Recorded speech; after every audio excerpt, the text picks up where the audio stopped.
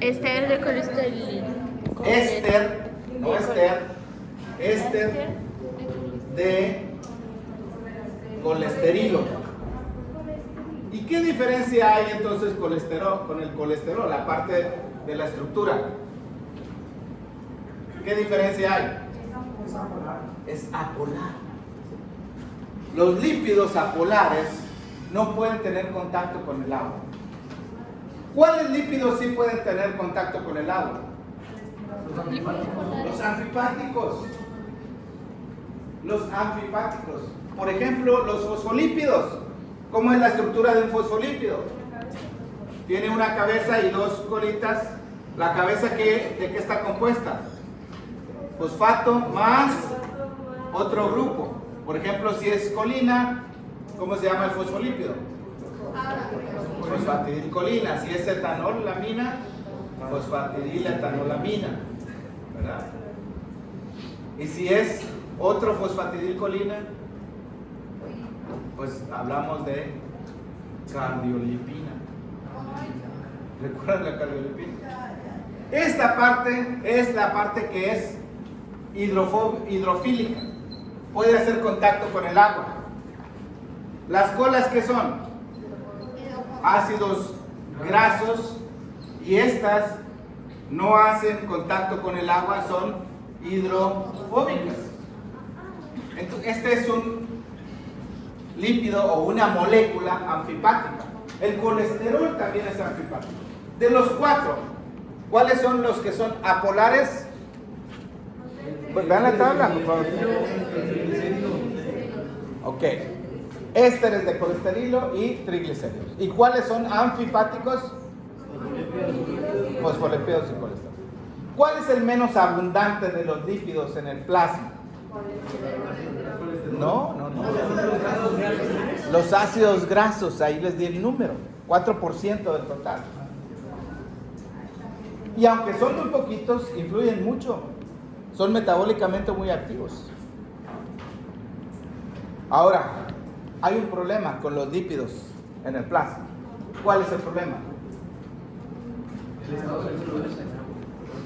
Son insolubles al agua. El plasma tiene agua. Entonces, ¿cómo le haces para resolver eso? Cuando hablamos del tubo digestivo, sí, las sales biliares y todo eso influye, ¿no? Pero en la sangre, porque los lípidos tienen que ser transportados en la sangre. Son nanoproteínas. Van, por ejemplo, del intestino al resto de los órganos, del hígado al resto de los órganos, de los tejidos extrahepáticos al hígado, movimientos en ambas direcciones. Se tienen que unir a proteínas. Las proteínas sí son solubles en el agua. Y estas estructuras esféricas tienen un centro y una periferia. De esos cuatro lípidos, ¿cuáles podrían ustedes en el centro? ¿Pero qué se supone que es eso? Esta es una lipoproteína. ¿Qué pondrían en el centro? ¿Los polares o los anfipáticos? Los apolares. Los apolares, muy bien. Lípidos apolares, ¿cuáles son? Ésteres de colesterilo y triglicéridos. Esos van ahí. ¿Y en la periferia qué van a poner? Los anfipáticos. Los anfipáticos, por ejemplo, los fosfolípidos y el colesterol, ¿verdad? Porque aquí tienes un fosfolípido en la periferia, la cabeza del fosfolípido o la parte hidrofílica del colesterol puede hacer contacto con el agua, y las colas hacen contacto con los lípidos apolares. ¿Qué más le pondrían a esa lipoproteína? ¿Qué le falta? Los ácidos grasos están aquí en las colitas del fosfolípido o en el triglicérido. Los ácidos grasos no están libres en la lipoproteína. Vamos a hablar de los ácidos grasos libres en un momentito más. Pero ¿qué más le ponemos a la lipoproteína para que sea una lipoproteína? Pues la proteína. Pues la proteína. ¿Y cómo se llama esa proteína? ser la albúmina, pero el nombre genérico, apoproteína, que puede estar en la periferia o puede ser una parte integral de la molécula. Estamos hablando de proteínas, apoproteínas integrales y periféricas. ¿Cuál es la diferencia entre integral y periférica? Su nombre lo dice, ¿no? Las proteínas se encuentran en la periferia de la proteína. Pero no solamente están en la periferia, se pueden desprender. Las proteínas periféricas se intercambian entre las diferentes lipoproteínas. En cambio, las integrales siempre están ahí, nunca se desprenden. Esa es la diferencia. La síntesis de las lipoproteínas ocurre en varios lugares, pero vamos a comenzar con dos. Vamos a comenzar con el intestino y el hígado. Y vamos a ver la clasificación, ¿sí?, de las lipoproteínas. Entonces, en el PowerPoint, no el PowerPoint, el PDF, ahí va. Ya hablamos de esto. La albúmina. ¿Cuál es el ácido, el lípido que se une a la albúmina? Los ácidos grasos. La proporción entre lípido y proteína varía en cada lipoproteína. Hay lipoproteínas que casi todo es grasa y otras que casi todo es proteína. Ahí están los dos extremos, ¿no? 99% grasa, 1% proteína. Y en el otro extremo, 99% proteína y 1% de grasa. Entonces, para el transporte de los ácidos grasos utilizamos albúmina. No es una apoproteína, pero es una proteína finalmente. La dirección del movimiento, ¿no? Del intestino salen los kilomicrones, así se llama. Y del hígado sale VLDL para distribuirse en el resto de los tejidos, ya sea para oxidación, porque siempre obtenemos energía de los lípidos, ¿no? Da más energía que la glucosa incluso. O para ser almacenados, ¿no?, en el tejido adiposo. Y en dirección contraria podemos hablar del tejido adiposo, se liberan ácidos grasos, van a diversos tejidos. Los ácidos grasos incluso se utilizan como fuente de energía, la oxidación de ellos. Van al hígado, por ejemplo. Miren, diabetes mellitus.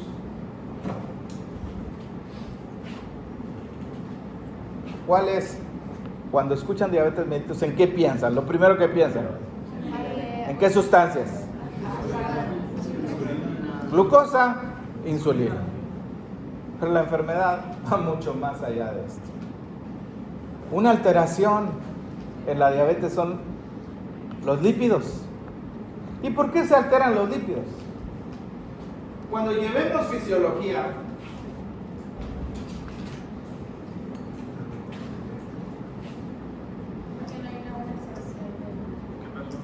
estoy esperando. ¿Ah? Esperando que... Cuando llevemos fisiología, Sí. amén. Amén. Si Dios quiere. Hasta la pausa dice. Vamos a hablar de la insulina como la hormona de la abundancia. Hormona de la abundancia. ¿Por qué de la abundancia? Cuando hay muchos combustibles, mucho alimento, carbohidratos, grasas, etc. La insulina se eleva y guarda. Bueno, utiliza lo que se utiliza en el momento y guarda. Guarda en forma de glucógeno, guarda en forma de lípidos, síntesis de proteínas, etc. En fisiología siempre les doy una frase que resume todas las acciones de la insulina. Entonces, castellanos mismos, la insulina, cuando no hay insulina, todo lo que se había guardado ahora se utiliza. La insulina es lipogénica. ¿Qué significa esto? Que genera lípidos. Favorece la síntesis de lípidos, pero también es lipolítica. No, note que no dije antipolítica. Nada que ver con.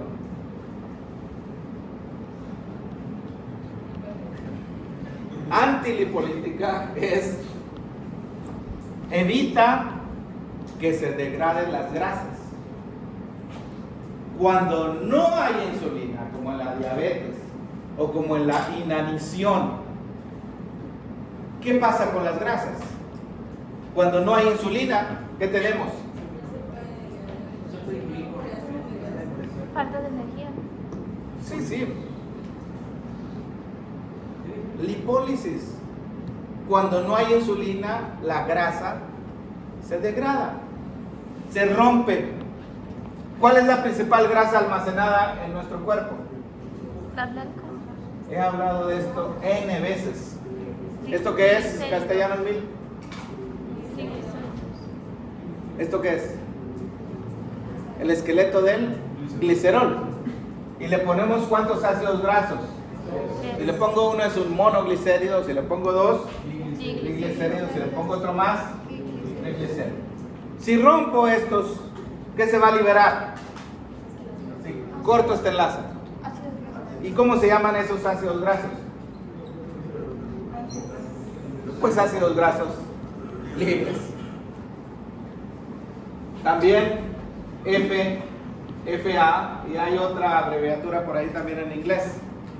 ¿Qué había dicho de la propiedad antilipolítica de la insulina? O sea, con respecto a la inanición. La insulina evita que se degrade las grasas.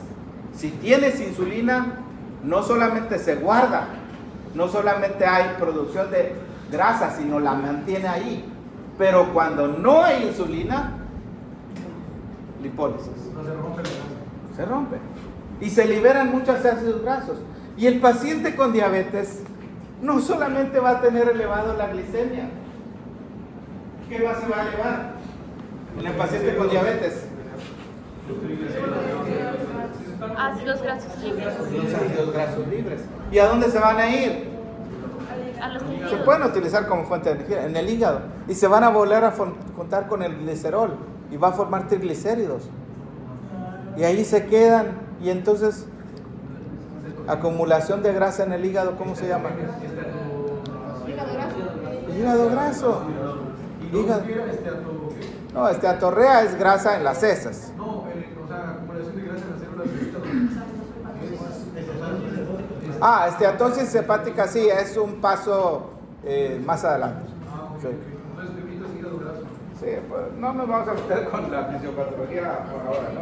Pero me entiende que, o sea, el problema de diabetes realmente es muy complejo y el tema de los lípidos, estoy seguro que siempre les van a preguntar y su familia va a querer saber, oye, explícame cómo